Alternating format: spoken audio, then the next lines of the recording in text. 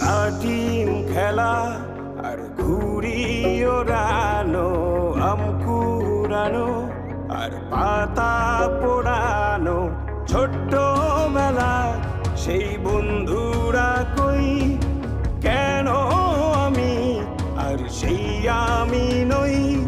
আজ অনেক বছর পরে খুঁজে ফিরি,